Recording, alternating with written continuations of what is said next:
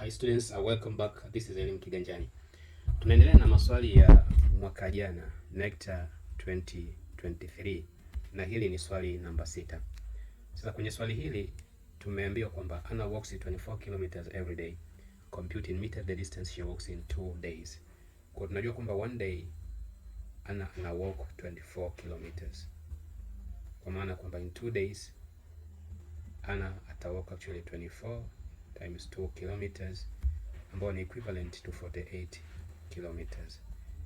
Tunachotakiwa sasa ni kuconvert 48 kilometers into meters, na tunajua kwamba 1 kilometer ni sawasawa na 1000 meters.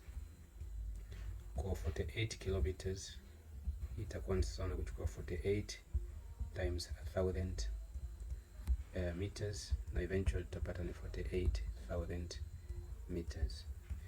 Kwa tutasema kwamba actually Anna walks now 48,000 meters in 2 days. Tugia P, part B inasema kwamba a dealer sells mattresses whose buying price is directly proportional to selling price. Kama nitasema kwamba BP ndo iwe ndo buying price na SP iwe ni selling price,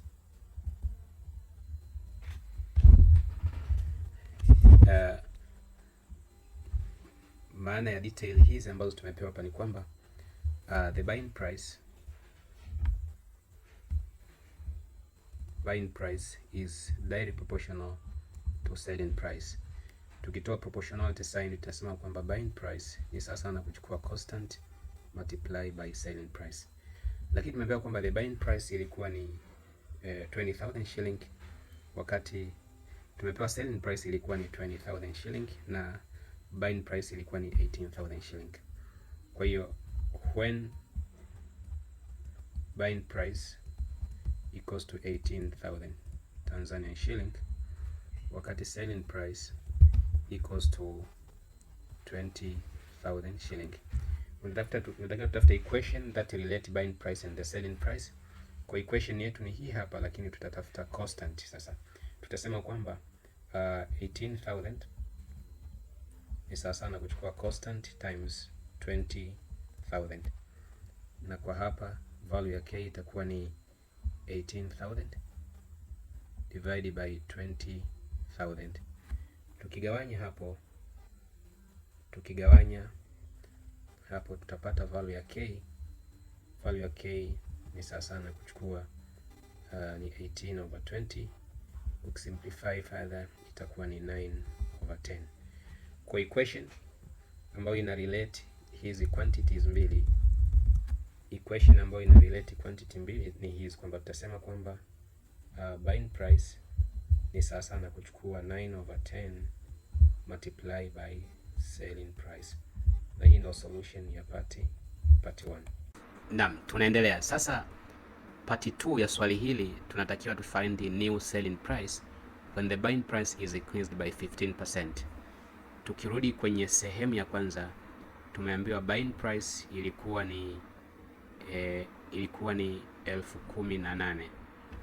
Kwa hiyo pati hii ya pili sasa, buying price itakuwa ni 15% of 18,000 Tanzanian shilling ujumlishe na 18,000 Tanzanian shilling. Kwa buying price itakuwa ni 0.15 times 18,000 plus 18,000. Basically hii ni sawa sana kuchukua 18,000 you multiply by 1.15. Tukizidisha hapo, hii itakuwa ni Tanzanian shilling na hiyo itakuwa ni buying price. Kwa ukizidisha kwa simple calculator hapo, so na 18,000 you multiply by 1.15, eventually unapata ni 20,700. Kwa tuna 20,700 Tanzanian shilling. Kwa buying price ikiwa imeongezeka kwa 15%, kwa new buying price inakuwa ni hii hapo. Sasa we have to find now the new selling price when the buying price ilikuwa sasa ni hii 20,700. Sasa from the first equation, no, this is solution for part 2.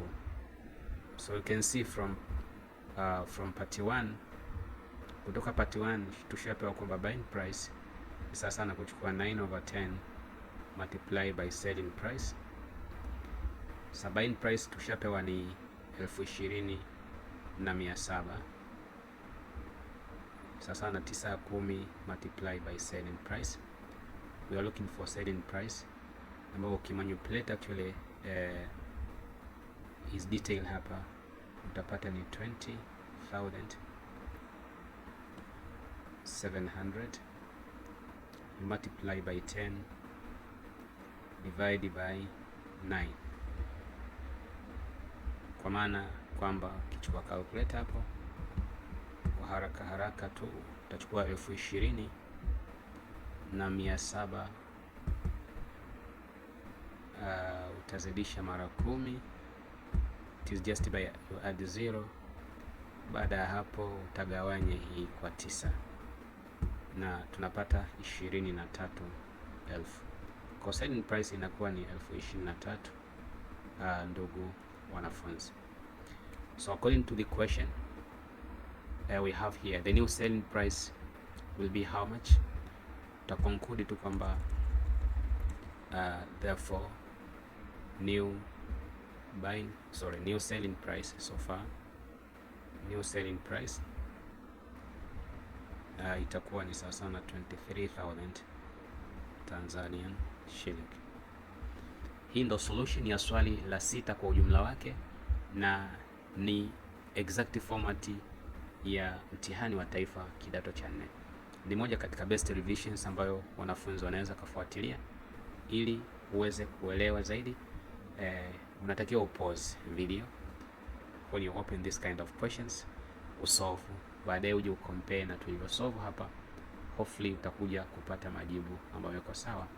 Niwatakie maandalizi mema ya mitihani yenu. Mpaka muda mwingine.